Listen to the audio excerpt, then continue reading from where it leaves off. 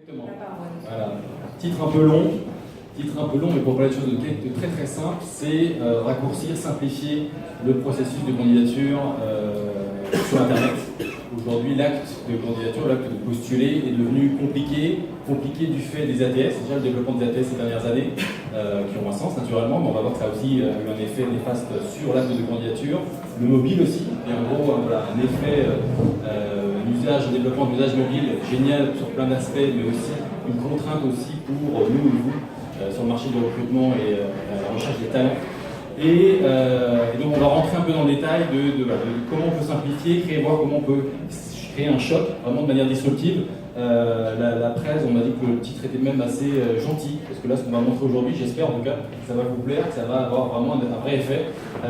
Et je suis d'ailleurs très heureux d'être dans cette innovation, parce que récemment, alors je travaille chez Figaro Classifieds, et récemment on m'a demandé combien on avait racheté Toujours Boss. Et la personne, voilà, visiblement, n'était pas au courant qu'on avait créé Toujours Boss en interne. Toujours Boss, c'est un site de recrutement pour les geeks sur l'IT. Et comme si, voilà, peut-être, visiblement, pour cette personne-là, Figaro Classifieds n'était pas capable d'innovation.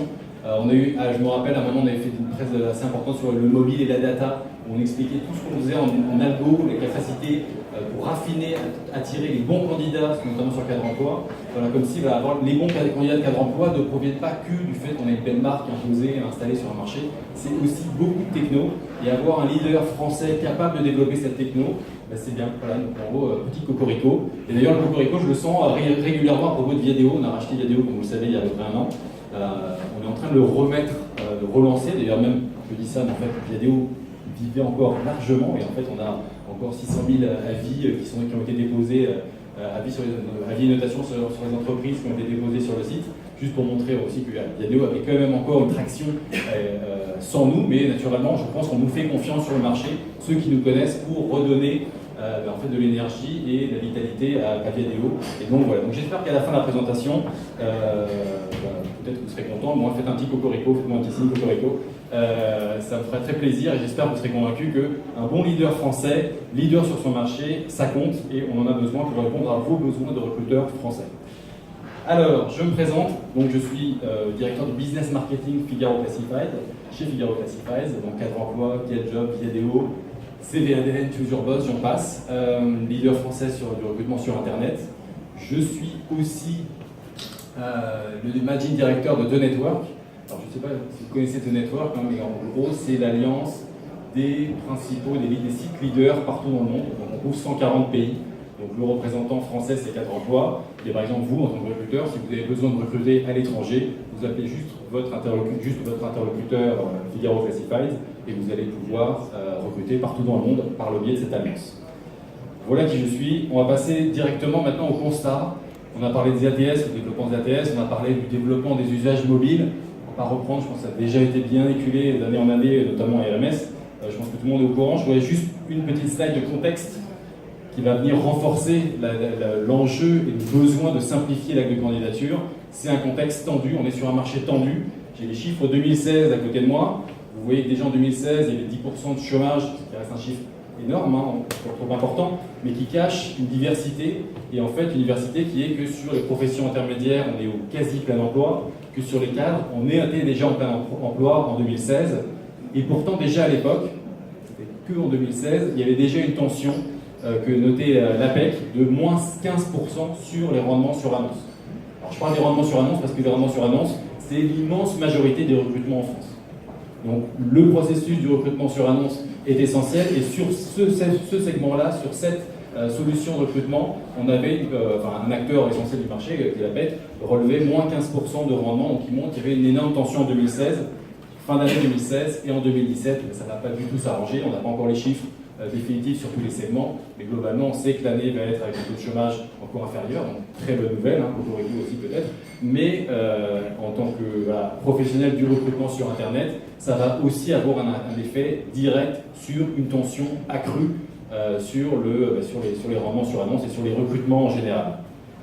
Voilà le contexte, et là en gros, donc voilà, on va parler d'innovation, mais l'innovation pour innover ça sert à rien, donc là ce qu'on va essayer de contextualiser qui est de manière à essayer de répondre à la question comment je vais recruter mieux, comment je vais recruter sur un marché en tension. Donc l'objectif c'est de détendre, desserrer les taux que représente un marché en tension.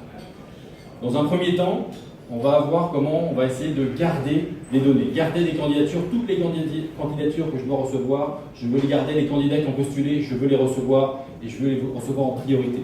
Et après, dans un deuxième temps, on va essayer de plus s'ouvrir et voir aussi comment, avec la data, on va pouvoir aussi élargir le spectre, d'étendre les taux, encore une fois, cette fois-ci en touchant plus de candidats et plus de bons candidats. Première étape, déjà, arrêtons de perdre. Arrêtons de perdre des choses. Parce qu'aujourd'hui, beaucoup d'entre vous, on est face à deux contraintes. La première, c'est d'arriver à garder les candidatures, à capter toutes les candidatures qui me sont adressées, en tout cas les candidats qui ont voulu postuler chez moi. Il ne faut pas que j'en perde en cours de route. Et là, on va voir que dans le détail, on en perd beaucoup entre l'acte de postuler sur un site d'emploi notamment et le fait d'avoir une candidature finalisée chez vous, dans votre ATS, bien formalisée, énorme déperdition. Et on va aussi voir que des candidats, même des candidats qui ont postulé chez vous, potentiellement, sans vous en rendre compte, vous perdez de la donnée, ça s'appelle le data leak, et vous allez transmettre à vos concurrents cette donnée qui vont leur permettre peut-être d'aller recruter ces candidats-là. Vous dépensez beaucoup d'argent pour les trouver, postulent chez vous, et parfois, par petite inadvertance, vous transmettez une donnée qui va bénéficier à vos concurrents. On va voir ça tout de suite. Je reviens un peu en arrière. Historiquement, le postuler sur un site d'emploi, encore une fois, le premier vecteur de recrutement en France, c'était un postulé formulaire. On postulait, c'était envoyé par email, et aujourd'hui d'ailleurs, ça reste un élément essentiel. C'est plus de la moitié des annonces qui permettent de postuler avec un formulaire. L'enjeu, il est d'un point de vue utilisateur parfait. L'expérience utilisateur, elle est optimale, que ce soit sur un desktop ou sur un mobile.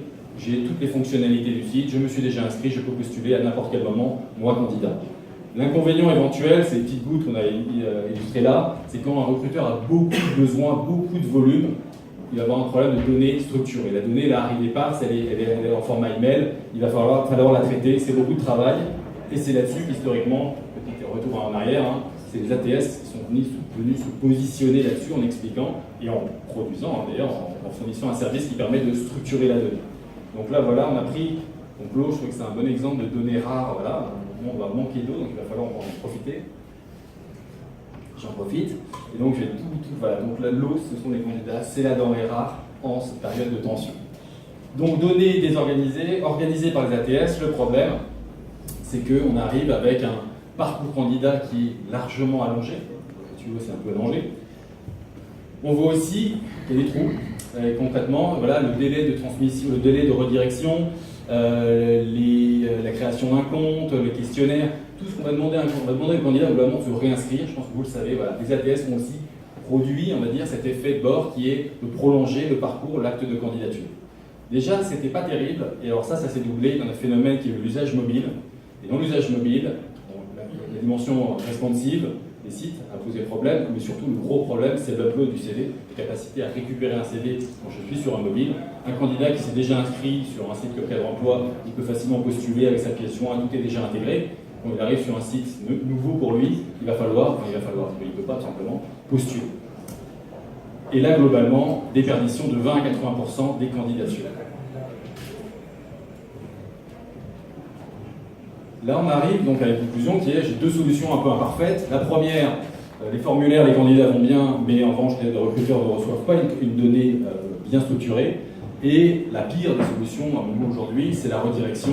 Parce que là, clairement, oui, j'ai une donnée structurée, mais en fait, elle est minimale par rapport à ce que je pourrais obtenir, tout simplement parce que je ne respecte pas le candidat et l'expérience utilisateur. Alors, il y a parfois une bonne idée, une fausse bonne idée en tout cas, qui m'a été soumise. Je me dis, oui, mais moi, en fait, le candidat, il arrive sur mon site, et alors là, je lui offre un truc super, je lui permets de postuler avec un Apply With. Un Apply With LinkedIn ou un Apply With Viadeo, tout simplement, c'est la possibilité pour un candidat d'arriver sur votre site et d'utiliser ces données LinkedIn ou Viadeo pour postuler. Pourquoi ça semble une bonne idée? Parce qu'en effet, ça crée un petit patch. Donc je bloque ma petite fuite sur cette donnée cette incapacité à uploader un CV. Ça ne bouge pas tous les trous, ce n'est pas la solution miracle à tout. Et surtout, il y a un problème, c'est que ça fait ça. C'est ça le data leak. C'est concrètement, si vous avez un candidat qui arrive d'une source et que vous utilisez une donnée d'une autre source pour récupérer son CV, vous allez donner à cette nouvelle source, en l'occurrence, prenons l'exemple de LinkedIn, à cette autre source, cette information. Et on sait très bien que LinkedIn, notamment, entre autres, mais cherche à savoir qui dans sa base est actif. peu de candidats actifs, donc le but c'est d'activer la base, de savoir qui est actif, qui n'est pas. Donc vous allez donner cette information-là. Naturellement, LinkedIn, ils ne vont pas la garder confidentielle. Qu'est-ce qu'ils vont faire? Ils vont la transmettre à vos concurrents. Dans la demi-heure, peut-être même dans le quart d'heure, parce qu'ils ne sont pas mauvais, le candidat qui vient de postuler chez vous, il va recevoir des annonces concurrentes. Admettons qu'il postule à 4 autres annonces. Il a postulé chez vous, il vient de postuler à 4 autres annonces, vous venez de perdre 80% de la valeur de ce que vous avez produit. Vous donnez gentiment, et ils vous en remercient tous, vos informations. Voilà. Donc si vous avez un data leak, si vous avez un ApplyWiz qui sert à des candidats à postuler sur des sources qui ne sont pas les sources d'origine, bloquez-le. Voilà. C'est mon premier conseil, et je pense que tout le monde a envie de garder ses données. Bon, maintenant je n'ai pas pour l'instant résolu le problème, donc je viens de lâcher une fausse bonne idée. Maintenant, qu'est-ce que je peux faire concrètement pour bénéficier de ces 20 à 80% de rendement dont j'aimerais bénéficier? En fait, c'est très simple. Il faut satisfaire l'expérience candidat et satisfaire nos besoins recruteurs avec une donnée structurée. Il faut simplement arriver à transmettre, on se met d'accord avec les ATS pour transmettre directement à l'ATS du client, à vos ATS, les données de candidature. Et ça, c'est un simple format qui va nous permettre de le faire. Ça s'appelle Flash Apply. C'est notre troisième solution. C'est tout simple, c'est un candidat qui est sur un job board, qui est sur Cadre Emploi, il postule, il clique postuler, on lui demande l'autorisation de transférer ses données, il accepte, c'est fait. La donnée arrive de manière structurée dans l'ATS selon les besoins du client.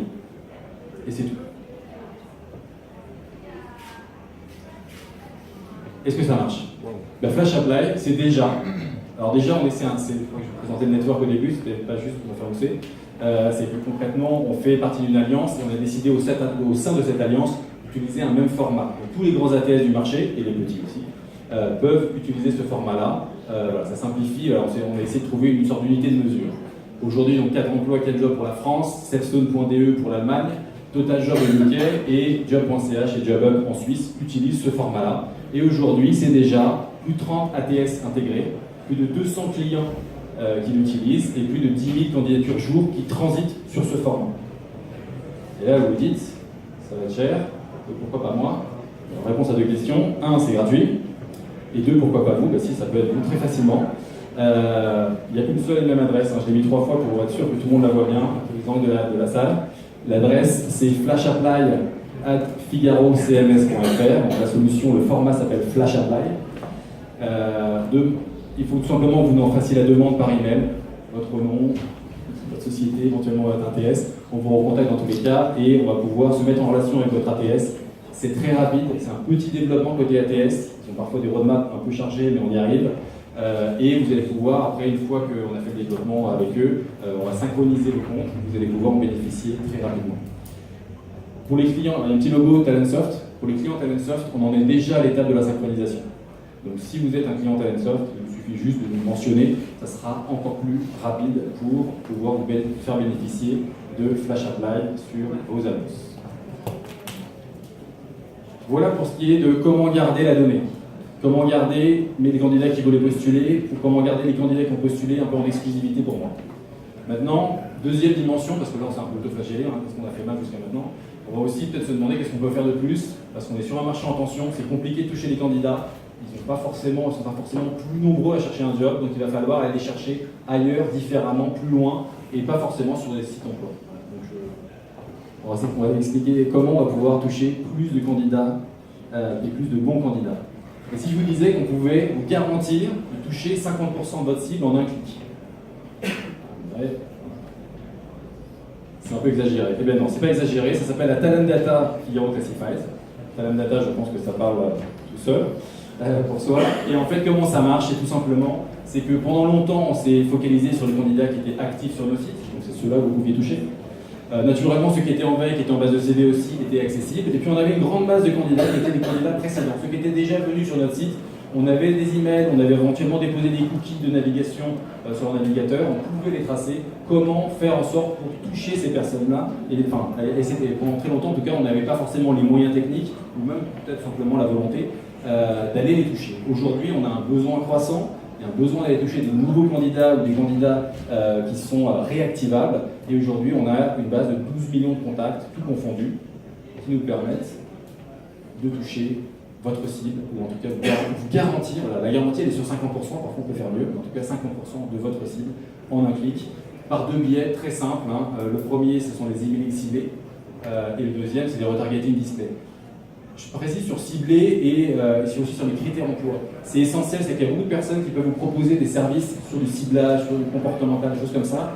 La donnée emploi, elle est déterminante. Si vous n'avez pas une donnée emploi, si vous ne savez pas qu'une personne est fonction, secteur, région, éventuellement compétence, vous ne pouvez pas faire du RH dessus. Bon, si vous pouvez, vous allez dépenser beaucoup d'argent pour pas grand-chose. Nous, ce qu'on propose, et on est les seuls à pouvoir le proposer, c'est une donnée sur des volumétries quand même extrêmes, on va dire, sur le marché français, par rapport à la taille du marché français, sur des données RH. Fonction, secteur, région, compétence, qui nous permettent à la fois de cibler en emailing, avec un système de smart push, où encore une fois c'est des algorithmes de data qui fonctionnent, ou en retargeting display, donc là pareil, c'est en extension d'audience, c'est pas forcément sur nos sites, c'est en brand safety, donc on a plein de sites avec lesquels on travaille, une liste exhaustive qui garantissent la brand safety de votre marque employeur. Et on arrive à 15 minutes, donc il va nous rester 5 minutes pour les questions. Et j'espère en tout cas vous avoir convaincu que Federo Classifieds vous permet de mieux recruter, même sur un marché en tension. Et je vous remercie. Et s'il y a des cocoricots, c'est le moment.